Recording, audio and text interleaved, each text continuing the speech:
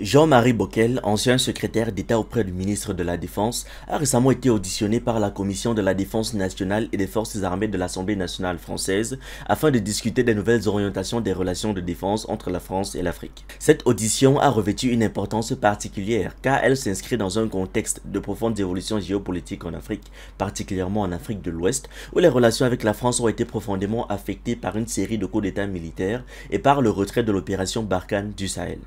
Ces événements ont conduit la France à revoir sa stratégie militaire et ses engagements militaires en Afrique, et un continent dont les enjeux sécuritaires sont d'autant plus cruciaux face à des menaces transnationales comme les terreaux, les conflits internes et l'influence croissante de puissances rivales telles que la Russie et la Chine. Les coups d'État successifs au Mali 2020 et 2021, au Burkina Faso 2022 et au Niger 2023 ont créé une onde de choc au sein des relations franco-africaines.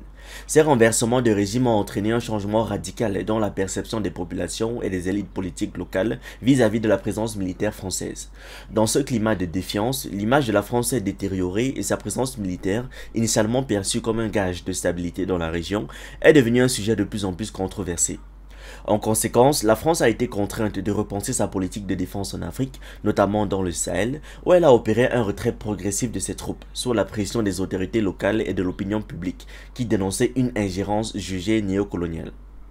Lors de son audition, Jean-Marie Bockel a détaillé la nouvelle orientation de la politique de défense française en Afrique. Selon lui, la France concentrera désormais sa présence militaire dans un nombre réduit de pays africains, tout en ajustant le format de ses engagements. La France maintiendra ainsi une présence militaire significative en Côte d'Ivoire, au Sénégal, au Tchad et au Gabon, avec respectivement 600, 350, 1000 et 350 soldats. Il a cependant exclu Djibouti de cette réévaluation, soulignant que le pays, en raison de son statut particulier, continue de bénéficier d'un traitement spécifique. La stratégie française repose sur une réduction de la présence militaire tout en conservant des bases stratégiques dans ces 4 pays qui sont jugés essentiels pour la stabilité de la région et pour la lutte contre les menaces terroristes. L'objectif est de minimiser la visibilité de la France sur le terrain, de réduire ses effectifs tout en préservant sa capacité d'intervention en cas de besoin. Ce repositionnement stratégique repose sur la mise en place d'une nouvelle doctrine militaire visant à éviter les erreurs du passé, notamment celles observées au Sahel, où le maintien d'une grande force militaire a fini par créer des tensions non seulement avec les autorités politiques locales, mais aussi avec les populations qui ont de plus en plus perçu la présence française comme un fardeau. Jean-Marie Bockel a expliqué que cette nouvelle doctrine visait à maintenir la présence militaire sur le continent africain tout en préservant un profil discret.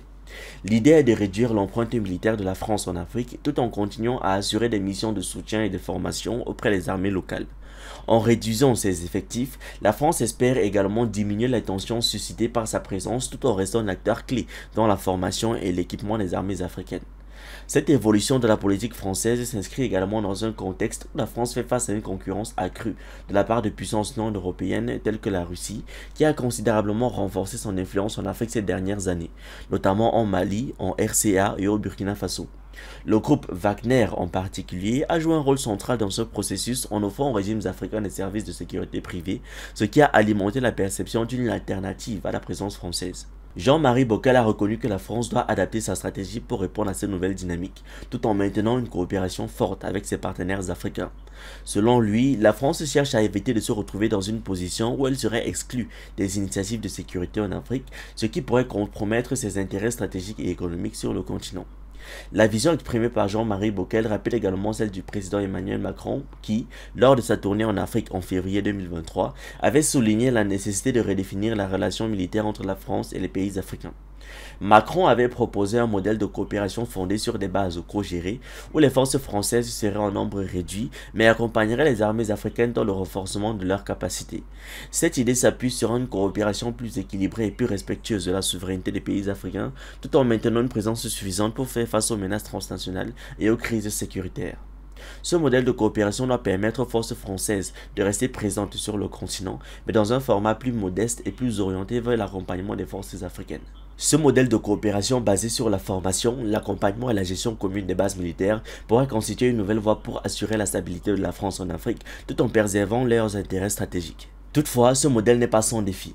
Il faudra observer dans les années à venir si ce repositionnement permet à la France de conserver une influence durable en Afrique et de maintenir des relations solides avec ses partenaires africains, tout en évitant les tensions et les conflits d'intérêts qui ont marqué les précédentes décennies. Merci d'avoir regardé cette vidéo. N'oubliez pas de liker, de partager et de donner votre avis en commentaire. Vous pouvez aussi nous suivre sur nos différentes plateformes Facebook, YouTube, TikTok et surtout sur le réseau social africain Diba World, disponible sur Android et iOS. Pour ceux qui le souhaitent, vous pouvez aussi rejoindre notre communauté WhatsApp.